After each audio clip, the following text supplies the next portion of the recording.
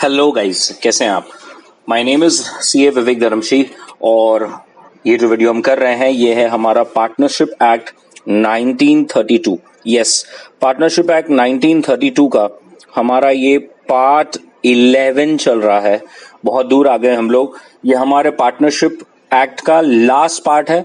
इसके बाद हमारा एक्ट खत्म हो जाएगा। सो हमने अब तक 10 पार्ट बना लिए हैं पार्टनरशिप पर।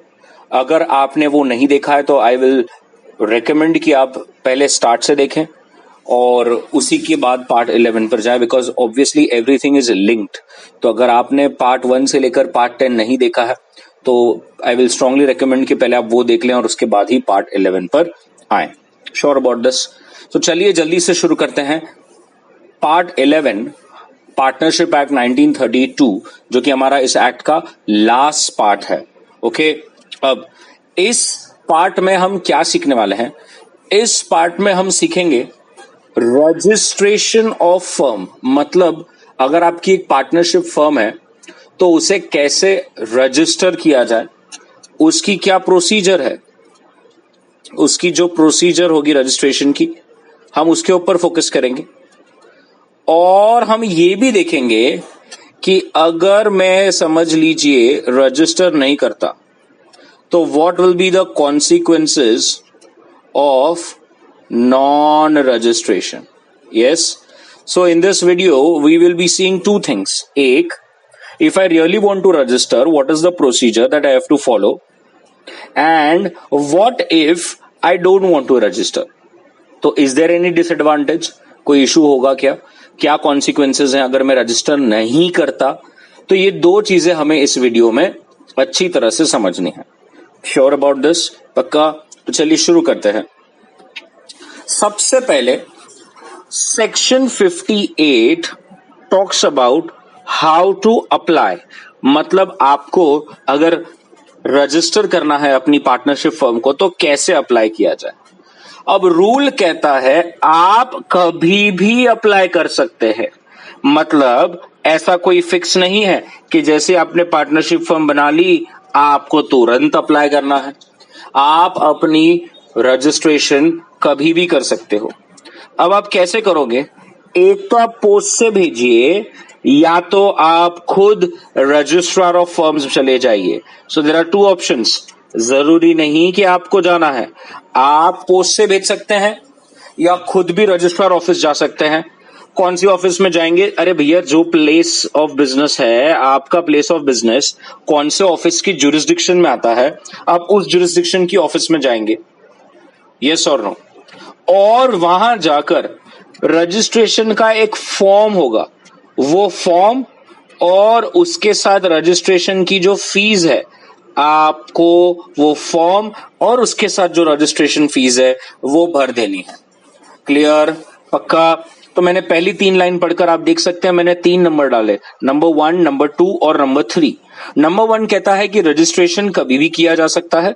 नंबर 2 कहता है कि आप पोस्ट से करिए या फिर आप खुद ऑफिस में जाकर अपने पूरे फॉर्म्स को सबमिट कीजिए।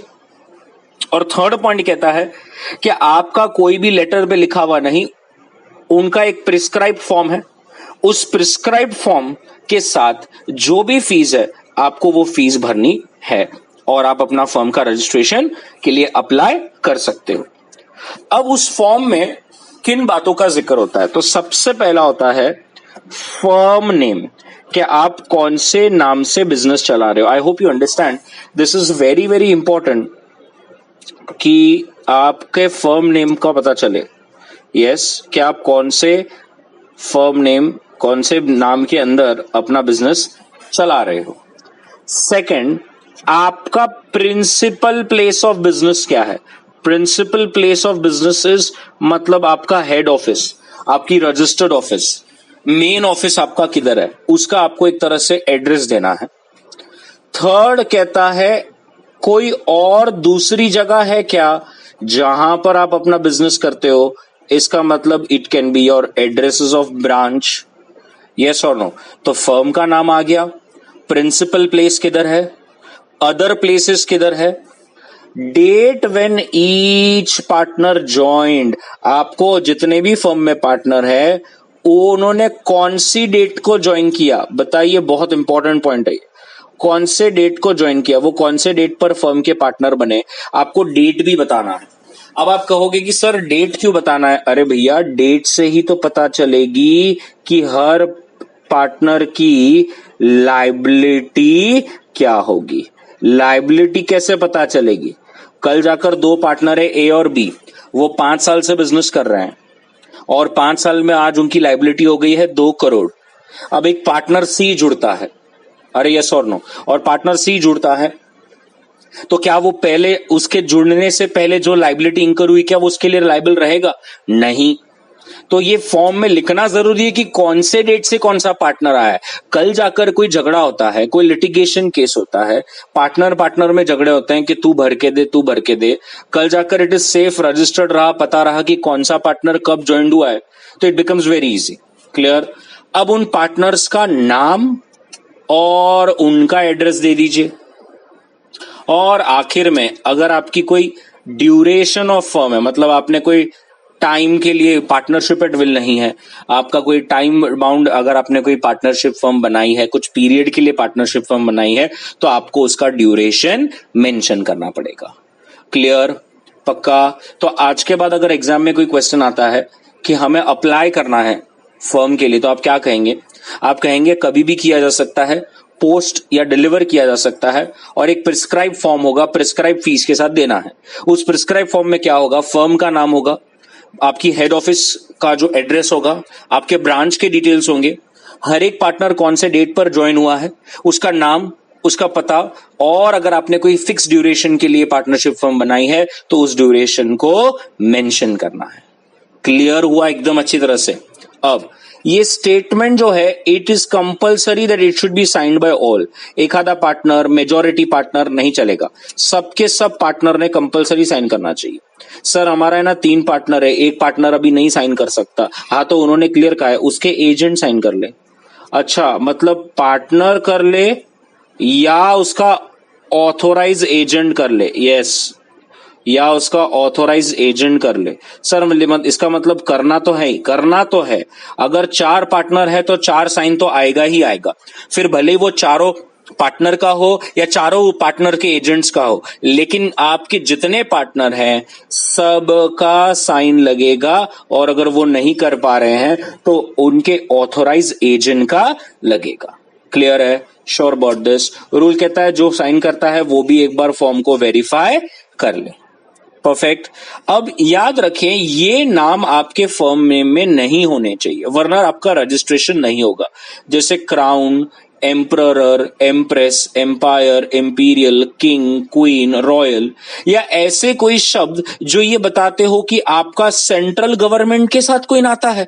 आप ऐसा कोई सेंटेंस या वर्ड नहीं होना चाहिए जो ये बताए कि आप कोई गवर्नमेंट अप्रूव्ड फर्म है, या फिर मेक श्योर करें वो तभी हो सकता है जब स्टेट गवर्नमेंट ने आपको राइटिंग में परमिशन दी है कि हाँ आप ऐसे वर्ड्स अपने फर्म नेम में यूज कर सकते हो। मतलब जब तक आपको परमिशन नहीं मिलती, पहले तो जो नाम यहां पर देखिए मैं आपको यहां पर करके दिया हूं, ये जो नाम है ये नाम आपके पार्टनरशिप फर्म में नहीं होने चाहिए, ठीक है। और ऐसा भी कोई वर्ड यूज ना करें जिससे ये पता चले कि भैया इसका तो गवर्नमेंट के साथ कोई कनेक्शन है। स्टेट गवर्नमेंट को आपने अप्लाई किया हो, उसकी पहले से परमिशन हो, गवर्नमेंट ने आपको कोई स्पेसिफिक वर्ड यूज करने को परमिशन दिया है तो आप कर सकते हो, वरना ऐसे शब्द जो डिनोट करें कि हमारा गवर्नमेंट के साथ कोई कनेक्शन है या अदर हम कोई गवर्नमेंट की ही एंटिटी है जिससे लोग धोखा खाएं और फ्रॉड हो सके, ऐसे नाम अलाउड नहीं है। क्लियर? Sure about this? तो इस स्लाइड से हमें क्या सीखने मिला? एप्लीकेशन कैसे करना है, एप्लीकेशन में किन बातों का मेंशन होगा, उसकी साइनिंग कैसे होगी, और याद रखना है कि नाम में किन वर्ड्स को यूज नहीं करना चाहिए। क्लियर? श्योर? बढ़ जाऊं आगे। अब जब आप रजिस्टर कर लोगे, मतलब रजिस्ट्रार अगर सेटिस्फाइड रहा, आप देख सकते हैं अब रजिस्ट्रेशन सेक्शन 59 में डायरेक्ट एनालिसिस पर आता हूं। अगर रजिस्ट्रार सेटिस्फाइड है कि सेक्शन 58 की सब रिक्वायरमेंट्स आर कंप्लाइड, आपने हर एक रिक्वायरमेंट को क्या किया है? कंप्लाई कर दिया है। सेक्शन 58 में आपने हर एक पर्टिकुलर सेक्शन उस सेक्शन 58 की हर एक पर्टिकुलर पॉइंट को अगर अच्छी तरह से कंप्लाई किया है तो याद रखिए वो आपकी एंट्री अपने रजिस्टर ऑफ फर्म्स में कर देगा। कहां कर देगा? रजिस्टर ऑफ फर्म में कर देगा। रजिस्टर ऑफ फर्म, रजिस्ट्रार के पास एक रजिस्टर होता है जिसमें हर एक रजिस्टर्ड फर्म का नाम है। आपको रजिस्टर करने के बाद वो आपको सर्टिफिकेट ऑफ रजिस्ट्रेशन देगा। रूल कहता है एक बार आपको सर्टिफिकेट ऑफ रजिस्ट्रेशन आ गया, इसका मतलब समझ लीजिए कि आपकी पार्टनरशिप फर्म रजिस्टर हो चुकी है। इतना ध्यान रखना है, थोड़ा ध्यान से देखिए, आपका सब डॉक्यूमेंट्स को सबमिट करना, यस, आपका सब डॉक्यूमेंट्स को सबमिट करना और फर्म ने आपको सर्टिफिकेट ऑफ रजिस्ट्रेशन देना, इसके बीच में टाइम गैप हो सकता है। यस और नो? रूल कहता है ऐसा ना सोचे कि सर्टिफिकेट ऑफ रजिस्ट्रेशन आएगा तभी मेरा रजिस्ट्रेशन होगा। रूल कहता है अगर सब सही हो और आपने जब सबमिट किया हो, हम मान लेंगे कि आपका तब से ही रजिस्ट्रेशन हो चुका है। You need not wait for certificate of registration because maintaining an entry in the register is a routine duty. आप समझ लीजिए आपने अगर सब अच्छी तरह से सबमिट कर लिया है तो आपका फर्म रजिस्टर हो गया है। Sure about this everybody? पक्का? अब यहां पर ये जो लाइन है, मैं अभी ये लाइन को नहीं पढ़ूंगा बिकॉज आगे वाली स्लाइड में हमें ये दो लाइन को वैसे भी समझना है और पढ़ना है। ठीक है, तो मैं ये दो लाइनों को नहीं पढ़ूंगा, प्लीज अभी हम नहीं रीड करेंगे। अच्छा, रूल कहता है अगर समझ लीजिए जैसे पीछे की स्लाइड में कहा था कि आप कभी भी कर सकते हैं, लेकिन आप कभी भी कीजिए, लेकिन अगर आप टाइम लिमिट से अगर लेट हो जाते हो तो भी आपका फर्म रजिस्टर होगा, लेकिन आपको 100 रुपीज पर ईयर और द पार्ट ईयर का पेनल्टी भरना पड़ेगा। So it's a very nominal penalty. आपको हर एक साल जो आप डिले कर रहे हो उसका 100 रुपया या पार्ट ऑफ द ईयर 100 रुपए ही लगेंगे। आपको उतना पेनल्टी भर के अपनी फर्म को रजिस्ट्रेशन करवाना है। तो यहां पर हमने देखा सेक्शन 58 कैसे होता है, सेक्शन 59 देखा कि रजिस्ट्रार को अगर सब सही लगता है तो वो अपनी एंट्री कर देगा और आपको दे देगा सर्टिफिकेट ऑफ रजिस्ट्रेशन। अब what are the consequences of non-registration? We are directly gone to section 69 कि क्या consequences हैं अगर हमने रजिस्ट्रेशन नहीं किया। तो बहुत इंपॉर्टेंट, एग्जाम में बहुत बार आने के चांसेस होते हैं, तो आई विल रिकमेंड कि आप इसको अच्छी तरह से समझ लें। अभी पहली चीज मैं आपको ये क्लियर बता दूं कि आपको जैसे मैंने पहले पार्ट में बताया था कि हमारा partnership act is a copy of English law.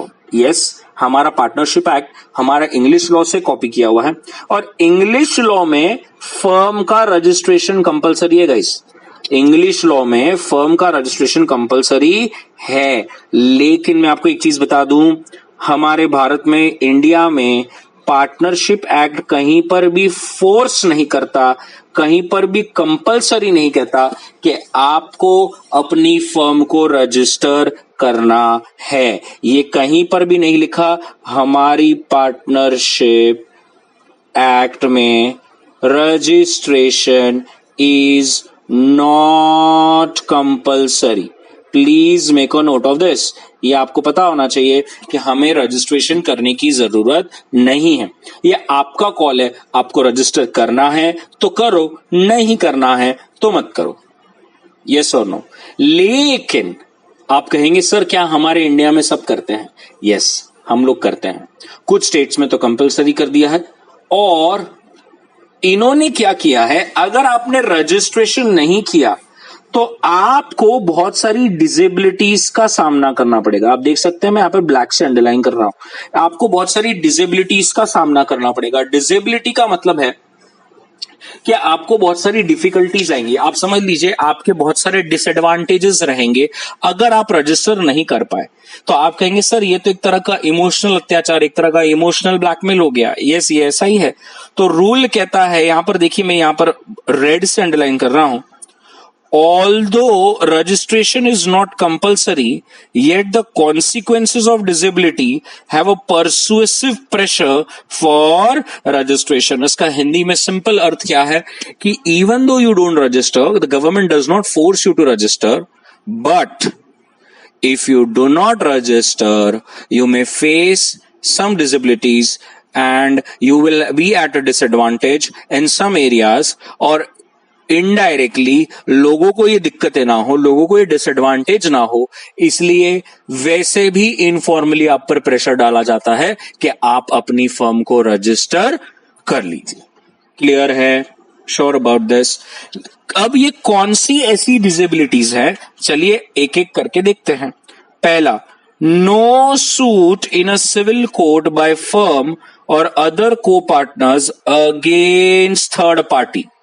Very very very very very important basics है, मैं आपको 2 मिनट अगर बताऊं यहां पर एवरीबडी, तो वेरी सिंपल इट इज। ये कहता है, लेट अस से एक फर्म है unique solutions, okay, so this is a partnership firm जिसके अंदर 3 पार्टनर्स हैं, A B C, yes 3 partners हैं, यूनिक सॉल्यूशंस नाम है, और एक एंटिटी है, कोई भी एक एंटिटी पकड़ लीजिए आप, X Y Z and company, obviously this is also a partnership firm, yes, जिसके अंदर 3 पार्टनर्स है, एक्स वाई जेड।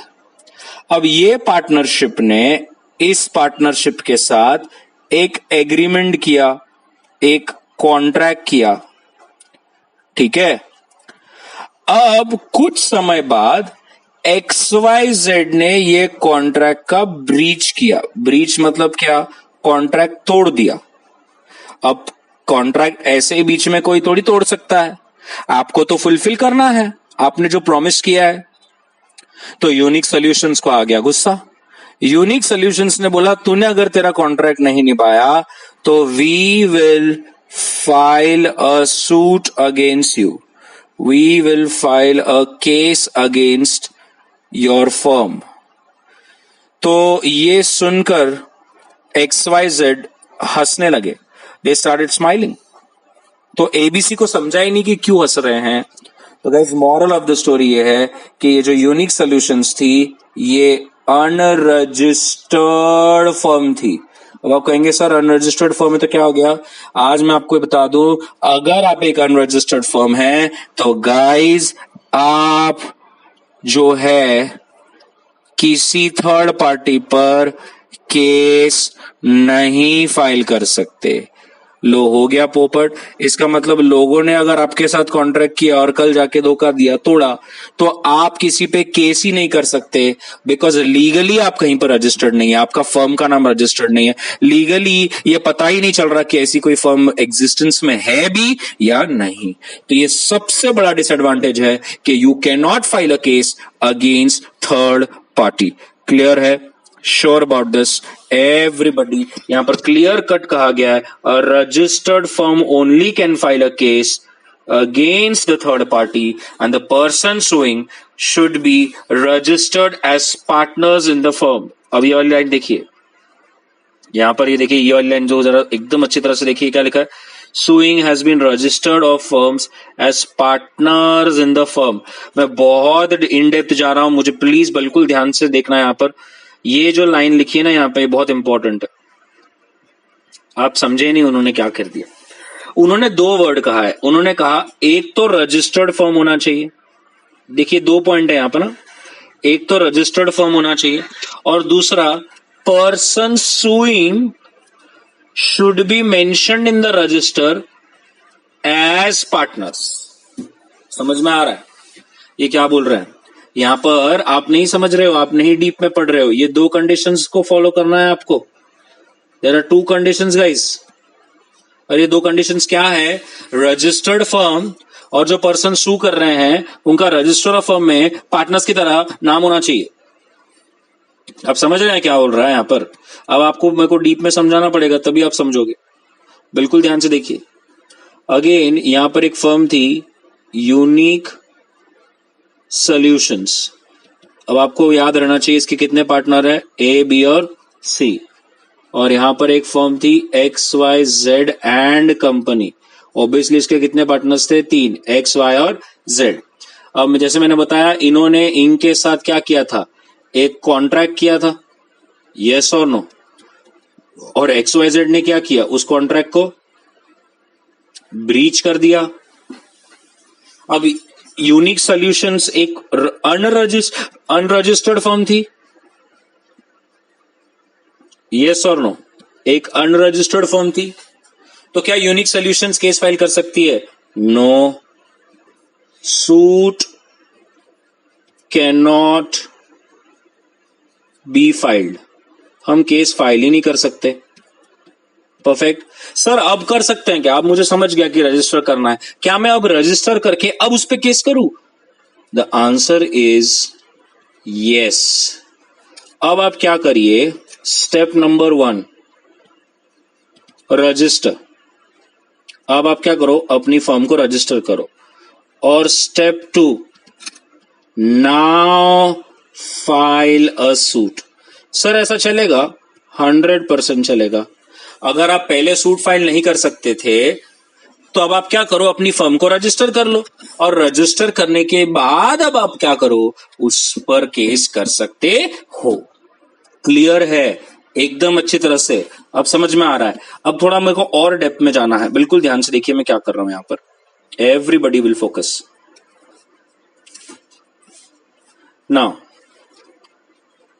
2 मिनट समझिए। यहां पर अज्यूम कीजिए कि जो सी है इसकी डेथ हो गई, ठीक है, मतलब इसकी डेथ हो गई, और ए यूनिक सॉल्यूशंस जो है is a registered firm now, it is a registered firm. So उन्होंने रिकॉर्ड्स में क्या रजिस्टर किया था कि A B and C are partners, A B and C are partners, और उसके बाद XYZ के साथ कॉन्ट्रैक्ट हुआ, लेकिन कॉन्ट्रैक्ट के बाद सी की डेथ हो गई। ओके, पहले डेथ हुई और उसके कुछ दिनों बाद मिस्टर ये XYZ जो थे इन्होंने ब्रीच कर दिया कॉन्ट्रैक्ट का। क्या कर दिया? ब्रीच कर दिया, ठीक है। तो अब यहां पर ए और बी ने क्या किया, केस फाइल किया। तो अब मेरा आपसे सवाल यह है कि क्या ए और बी इस फर्म पर केस कर सकते हैं, हां या ना? You have to think. क्या लगता है आपको? क्योंकि रजिस्ट्रेशन में तो क्या लिखा था कि ए बी और सी आर द पार्टनर्स, लेकिन आज जब हम केस फाइल कर रहे हैं तो कौन है? सिर्फ ए और बी। तो चलेगा या नहीं चलेगा? केस फाइल कर सकते हैं या नहीं कर सकते? The answer is yes, the case can be filed. Sir कैसे? क्या कंडीशन लिखी थी पीछे? कंडीशन ये लिखी थी कि फर्म रजिस्टर्ड होना चाहिए। हाँ, रजिस्टर्ड थी क्या? रजिस्ट्रेशन थी, तो कंडीशन 1 पूरा हो गया। हाँ, सेकेंड पॉइंट क्या था? The person suing should be mentioned in the register of firm as partners. मेरे को बताइए, क्या ए और बी का रजिस्टर ऑफ फर्म में नाम होगा? होगा ना सर, ए बी, अरे सी का भी होगा, भले वो आज नहीं, लेकिन रजिस्टर ऑफ फर्म में उसका नाम है। हाँ, तो ए और बी का नाम है ना? है। बात खत्म हो गई। रूल कहता है both conditions have been satisfied, you can file a case. अब समझा एवरीबडी? अब मेरे को और एक थोड़ा सा इन डेप्थ में जाना है, थोड़ा ध्यान से देखिए। अब मैं क्या कर रहा हूं, ये वाला क्या सबको समझ में आ गया? एवरीबडी अब थोड़ा देखिए। ए की डेथ हो गई, ठीक है, पहले ए की डेथ हुई। अब थोड़ा देखिए, मैं और घुमाता हूं। और फिर इसी फर्म ने एक नए पार्टनर को एडमिट किया, admitted new partner mister D, और उसके 4 दिन बाद XYZ ने कॉन्ट्रैक्ट का ब्रीच कर दिया। यस और नो? अब हो क्या रहा है, यूनिक सॉल्यूशंस को केस फाइल करना है। Want to file a suit. तो आप बोलिए, कर सकता है कि नहीं कर सकता? अब आपको पूरा समझ में आ गया, मुझे मालूम है, भले ही मैं आपको नहीं देख पा रहा हूं, लेकिन मुझे पता है क्या आपको ये समझ गया है? अब क्या मुझे बताइए, यूनिक सॉल्यूशंस केस फाइल कर सकता है, हाँ या ना? So the correct answer is अब नहीं कर सकता। सर क्यों नहीं कर सकता? चलिए फिर से दो कंडीशंस को देखें। क्या ये फर्म रजिस्टर्ड थी? सर रजिस्टर्ड थी। ओके। कंडीशन 2, जो फर्म यहां पर अभी केस फाइल कर रही है उसमें जितने भी पार्टनर्स हैं, क्या सबका नाम रजिस्टर ऑफ फर्म्स में है? नहीं सर, मिस्टर डी तो अभी अभी एडमिट हुआ है और हमने सी की डेथ के बाद और मिस्टर डी के एडमिशन के बाद फिर से रिवीजन अप्लाई नहीं किया है, फिर से changes in the reconstitution of firm हुआ है, उसका एप्लीकेशन नहीं दिया है। हाँ, तो बात खत्म हो गई। आप अब केस फाइल नहीं कर सकते, अब आप सूट फाइल नहीं कर सकते क्योंकि डी का नाम अभी भी रजिस्टर ऑफ फर्म्स में नहीं दिख रहा है, अब केस फाइल नहीं हो सकता। क्लियर है? Sure about this? मैंने ऑलमोस्ट 15 मिनट डाल दी एक पॉइंट पर, but it is worth it. I hope you understood. तो यहां पर हमेशा याद रखना, ये वाला पॉइंट देखिए मैंने यहां पर कितने स्टार मार्क्स दिए हैं, बहुत इंपॉर्टेंट। कभी भी याद रखना है, दो चीजें रहनी चाहिए, रजिस्टर्ड फर्म और पर्सन सुइंग, ये दो रहना जरूरी है। Clear? Sure about this? Next, no relief to partners for set off claim. Yes, no relief to partners for set off claim subject to, याद रखना, क्लेम की अमाउंट इज मोर देन 100। यहां पर देखिए मैंने क्या लिखा है, मोर देन 100। अब मोर देन 100 का मतलब है सर 100 से ज्यादा का सेट ऑफ नहीं मिलेगा, मतलब 100 तक मिलेगा क्या अगर हम अनरजिस्टर्ड है तो? हाँ, अगर आप अनरजिस्टर्ड है तो आपको 100 तक मिलेगा। सर बट मुझे तो ये सेट ऑफ का ही मतलब वगैरह नहीं समझ रहा है। हाँ, तो मैं बता रहा हूं ना, तो थोड़ा ध्यान से देखना है। फिर से अगेन, फर्म का नाम क्या था? Unique solutions. और कितने पार्टनर है? ए, बी और सी। क्लियर? ए, बी और सी। और यहां पर हमने बात करी थी XYZ एंड कंपनी है। कितने पार्टनर्स थे उसमें? X, Y और Z। क्लियर? अब कल जाकर ABC ने इन्हें क्रेडिट पे गुड्स बेचे थे।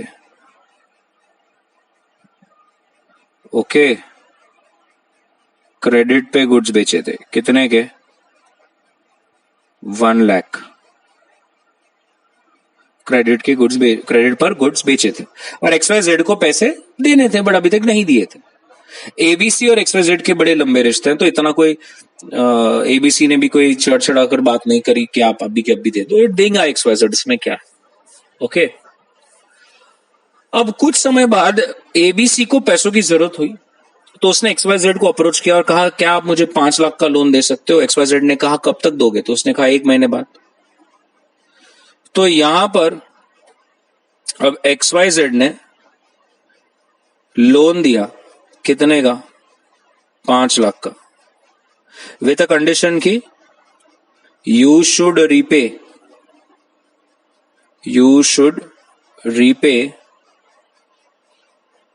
विद इन 1 मंथ, जो ABC ने एग्री भी किया। ठीक है। अब 1 महीना हो गया और 1 महीना होने के बाद XYZ ने ABC को कहा कि मुझे मेरे पैसा दे दो। तो ABC ने किया क्या? ABC ने तुरंत उसके हाथ में 4 लाख रुपए रख दिए। कितने रख दिए? 4 लाख रुपए। तो XYZ ने कहा भैया कुछ गड़बड़ हो रही है, आपने 5 लाख लिए थे, 5 लाख देने पड़ेंगे। तो ABC ने बोला अरे भाई मुझे भी तो आपसे 1 लाख रुपए लेने थे, तो वो मैंने 1 लाख है ना, जो मैंने आपसे 5 लाख लिए उसमें सेट ऑफ कर दिया, और सेट ऑफ करने के बाद नेट मुझे आपको अब 4 ही देने बनते हैं। गाइस, XYZ फिर से हंसने लगा। मॉरल ऑफ द स्टोरी, अगर आप एक अनरजिस्टर्ड फर्म है तो क्या आप सेट ऑफ ले सकते हैं? नहीं ले सकते।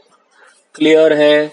Sure about this? देखिए कितनी दिक्कतें हैं अगर आप रजिस्टर नहीं होते हो। तो सामने वाला आपसे पैसे ले सकता है, लेकिन आपको अगर सामने वाले से लेने हैं तो आप उसके सामने उसका सेट ऑफ नहीं ले सकते। Clear? Sure about this? Sir यही सेट ऑफ की अमाउंट अगर 100 रुपए या उससे कम होती तो चलता। मैंने आपको पहले ही बताया कि 100 या 100 से कम चलेगा, उसके ऊपर का सेट ऑफ नहीं चल सकता। श्योर, एवरीबडी क्लियर है, पक्का। थर्ड पॉइंट क्या कहता है? थर्ड पॉइंट कहता है, अब जैसे फर्स्ट पॉइंट में कहता है कि फर्म थर्ड पार्टी पर केस नहीं कर सकता, ऐसे थर्ड पॉइंट कहता है एग्रीव्ड पार्टनर। एग्रीव पार्टनर मतलब ऐसा पार्टनर जो दुख में है, उसको कोई नुकसान हुआ है, तो वो एग्रीव पार्टनर भी कोई लीगल एक्शन नहीं ले सकता अगेंस्ट अदर पार्टनर और फर्म।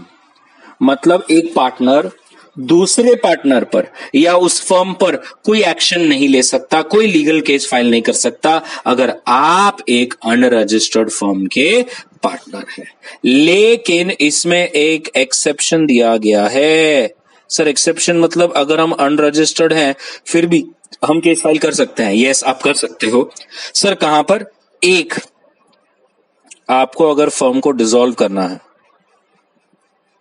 ओके मतलब सर मैं अगर एक अनरजिस्टर्ड फर्म का पार्टनर हूं तो मुझे डिसोल्यूशन के लिए केस करना था, I can put up yes, dissolution of firm is possible. या तो फिर to get your share of property when firm is dissolve, when firm is dissolve. मतलब अगर एक पार्टनर जो इस फर्म में अनरजिस्टर्ड फर्म है, फिर भी वो ये दो सिनेरियो में केस कर सकता है। एक, उसे दिक्कत हो रही है, वो कहेगा चलो फर्म को डिसॉल्व करो, उसके related he can go for it. या तो फिर वो अपना प्रॉपर्टी में हिस्सा, जब फर्म डिसॉल्व होगी तो अपने प्रॉपर्टी में हिस्सा जो होता है, शेयर होता है, उसको मांगने के लिए केस फाइल कर सकता है। तो ये दो एक्सेप्शन बना के रखें। अगर आप एक अनरजिस्टर्ड फर्म के पार्टनर है तो भी अब ये दो केस के रिलेटेड केस कर सकते हैं। इसके अलावा कोई भी दूसरे मैटर पर आप दूसरे पार्टनर या पार्टनरशिप फर्म पर केस फाइल नहीं कर सकते। क्लियर? Sure about this? पक्का? एवरीबडी। और एक है जो हम ऐसा नहीं बोलेंगे कि हमारा नुकसान है, हम ये कहेंगे लोगों का एडवांटेज है कि हम तो किसी पर केस फाइल नहीं कर सकते, लेकिन भैया थर्ड पार्टी तो हम पर केस फाइल कर सकता है। हम ऐसा नहीं बोल सकते कि हम अनरजिस्टर्ड है तो हम पर केस मत करो। हम दूसरों पर नहीं कर सकते, लेकिन an action can be brought against the firm bye a third party. Third party हम पर केस कर सकती है, हम लोगों पे नहीं कर सकते, बट थर्ड पार्टी हम पे केस कर सकती है। क्लियर? Sure about this? पक्का? एवरीबडी। अब इसके कुछ एक्सेप्शंस है, हालांकि मैंने एक्सेप्शंस समझाते वक्त ही खत्म कर दिए थे, बट स्टिल तो रूल कहता है, फर्स्ट एक्सेप्शन जो मैंने अभी पढ़ा यार, कि नॉन रजिस्ट्रेशन भी हुआ ना तो भी आप ये तो हो सकता है, फर्स्ट थर्ड पार्टी आप पर केस कर सकता है, हमें पता है, हमने अभी ही पढ़ा। Second, partner dissolution of firm और अपने अकाउंट सेटलमेंट प्रॉपर्टी रियलाइजेशन के लिए केस कर सकता है। अरे यार हमें पता है, अभी हमने पढ़ा। अगर कोई ऑफिशियल असाइनी या कोर्ट के द्वारा अपॉइंट किया गया हो बंदा, तो उसके पास अभी भी पावर है कि वो इंसॉल्वेंट पार्टनर्स की प्रॉपर्टी बेचकर उस पर एक्शन ला सके, तो ये हो सकता है। कोर्ट का अगर ऑर्डर वगैरह आता है तो दैट कैन बी डन, उसमें कोई दिक्कत नहीं है। और फोर्थ, अगेन हमने ये भी देखा, अगर आपके पास कोई क्लेम है सेट ऑफ का या केस फाइल करना है तो आप कर सकते हो, सब्जेक्ट टू वो 100 रुपीज से ज्यादा नहीं हो। आप बोलेंगे सर मतलब ये एक्सेप्शन लर्न करने की कोई जरूरत ही नहीं है ना, अगर मेरे ये पॉइंट्स एकदम परफेक्ट है, यहाँ पर ये 1, ये 2, ये 3 और ये 4, अगर ये 4 पॉइंट क्लियर है तो ये जो 4 पॉइंट है वो ऊपर की 4 पॉइंट का क्या है? उल्टा है, निगेशन है। यस और नो? अफर्मेशन निगेशन है। तो जो पहले 4 पॉइंट अगर आप वही लर्न कर लो तो क्या आपको एक्सेप्शन की जरूरत है? नहीं। क्लियर है? Sure about this? तो इस वीडियो आई होप आपको पूरा अच्छी तरह समझा, आपने अपने नोट्स भी बना लिए होंगे। हमने इस वीडियो में प्रोसीजर ऑफ रजिस्ट्रेशन और कॉन्सिक्वेंसेस अगर आप रजिस्टर नहीं करते तो उसके बारे में देखा। हमने यहां पर पहले देखा कि कैसे अप्लाई किया जाता है, फर्म में क्या क्या एप्लीकेशन में क्या क्या लिखना है, कैसे साइनिंग होगा, क्या नाम में आना चाहिए, क्या नाम में नहीं आना चाहिए। उसके बाद हमने देखा कि अगर रजिस्ट्रार सेटिस्फाइड है तो वो अपनी एंट्री पास कर आपको सर्टिफिकेट ऑफ रजिस्ट्रेशन दे देगा। लेट रजिस्ट्रेशन करने पर 100 रुपीज पर ईयर और पार्ट का पेनल्टी लग जाएगा। लेकिन अगर आप रजिस्टर नहीं करते तो कोई दिक्कत नहीं, बिकॉज इंडिया में कंपलसरी नहीं है। लेकिन हाँ, अगर आप रजिस्टर्ड फर्म नहीं है तो आपको बहुत सारी दिक्कतों का सामना करना पड़ सकता है। और वो पहला ये है कि आप लोगों पर केस फाइल नहीं कर सकते। सेकंड, आपका कोई अगर क्लेम है तो आप सेट ऑफ नहीं कर सकते अगर वो 100 रुपीज से ज्यादा है। थर्ड, एक पार्टनर दूसरे पार्टनर या फर्म पर केस नहीं कर सकता, लेकिन दो जगहों पर कर सकता है, डिसोल्यूशन ऑफ फर्म और शेयर ऑफ प्रॉफिट्स। और फोर्थ, हम लोगों पर केस नहीं कर सकते लेकिन लोग हम पर केस कर सकते हैं। Sure about this? सो ये जो वीडियो था registration and unregistered firms procedure and it's consequences, यहां पर खत्म होता है। Hope you like this. अगर आपको अच्छा लगा तो आप अपने फ्रेंड्स के साथ भी शेयर कीजिए, so that can be useful to many others. Thank you very much. Thank you guys.